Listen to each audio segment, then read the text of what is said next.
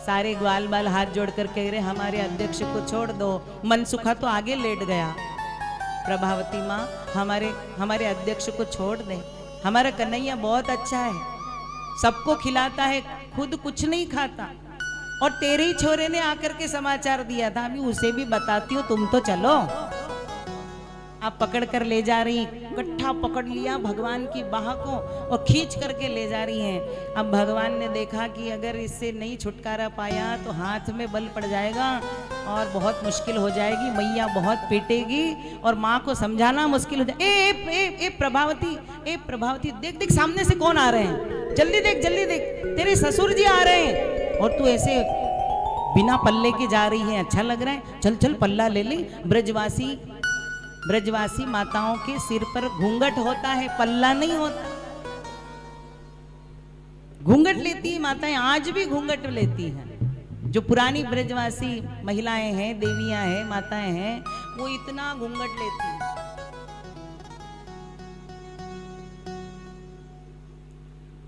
ऐसे इसको बोलते हैं घूंघट। घूंघट का मतलब है, अब ये घूंघट प्रथा भी कब चली? आज से 1400-1500 साल पहले जब अंग्रेज और यहूदियों का राज्य आया तो घूंघट में माताओं को रखा गया। घूंघट प्रथा कब से चली? घूंघट में प्रोटेक्शन रहता था ताकि महिलाओं का चेहरा राक्षस प्रवृत्ति के लोगों को ना दिखे और वो उन्हें जबरदस्ती उठा करके न ले जाएं, क्योंकि अंग्रेज और यहूदियों को जो भी स्त्री सुंदर दिखती थी वो उठा करके ले जाते थे। इसलिए माताओं की रक्षा के लिए, बहन बेटियों की रक्षा के लिए ये घूंघट लाया गया बीच में, ताकि हमारी रक्षा हो सके, कोई हमारा चेहरा ना देख सके, कोई हमारी सुंदरता को ताड़ ना सके, इसलिए घूंघट रखा गया।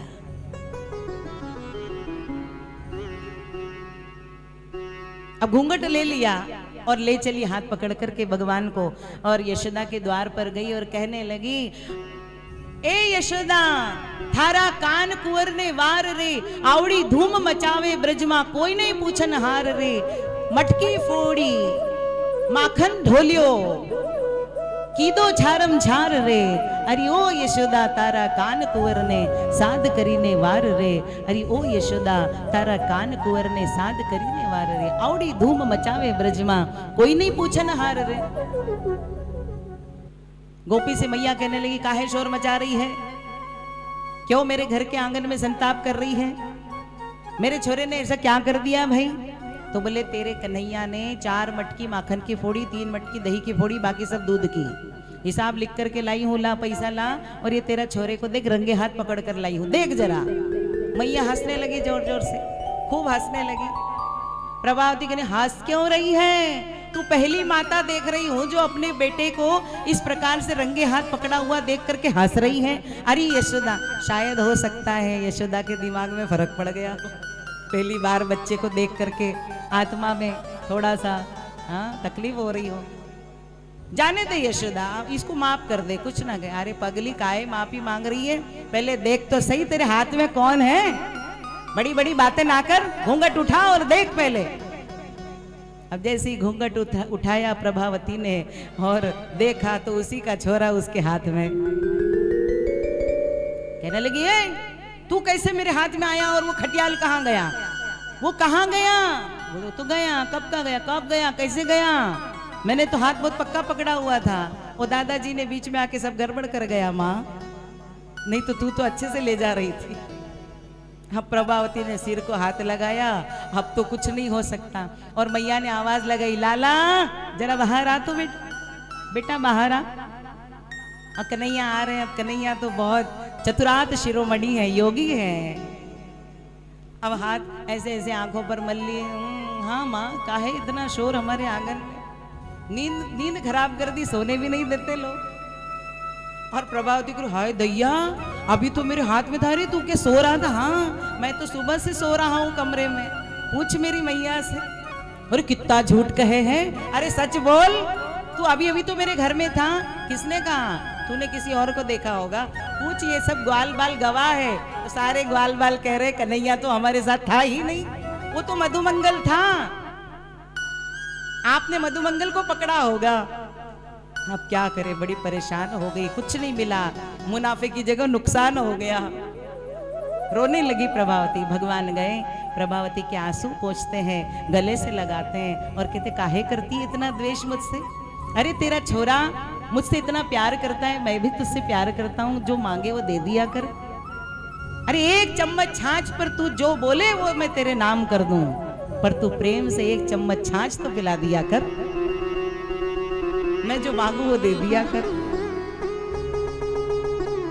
प्रभावती गले से लगा रही भगवान को, भगवान भी गले से लग रहे हैं। भगवान आज मनसुका, श्री दामा, मधुमंगल, इन सबके साथ में गेंद खेलते यमुना के किनारे, और गेंद खेल करके यमुना जी के जल का उद्धार करने के लिए माध्यम बनाते हैं गेंद को, और कालिया नाग के स्वरूप का मान मर्दन करते हैं।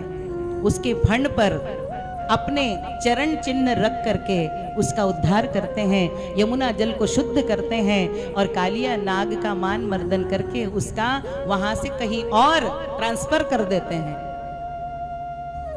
कालिया नाग कहता है मैं बाहर निकलने से इसलिए डरता हूं क्योंकि मुझे डर है आपके गरुड़ जी से, मैं जैसे ही बाहर आऊंगा तो आपका गरुड़ मुझे खा जाएगा, इसलिए भगवान मैं बाहर नहीं आता।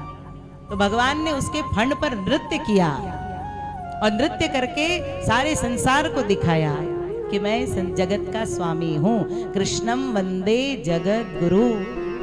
भगवान ने यहां दामोदर लीला भी की है, कुबेर पुत्रों का उद्धार किया है। यक्ष यमलार्जुन जो वृक्ष का रूप लेकर के नंद बाबा के आंगन में खड़े थे, नारद जी के श्राप से जिनको वृक्ष योनि में जाना पड़ा था, ऐसे यक्ष यमलार्जुन का भी दामोदर लीला से उद्धार करते हैं। जब भगवान की माखन चोरियां बहुत बढ़ गई तो मैया ने उखल से बांध दिया,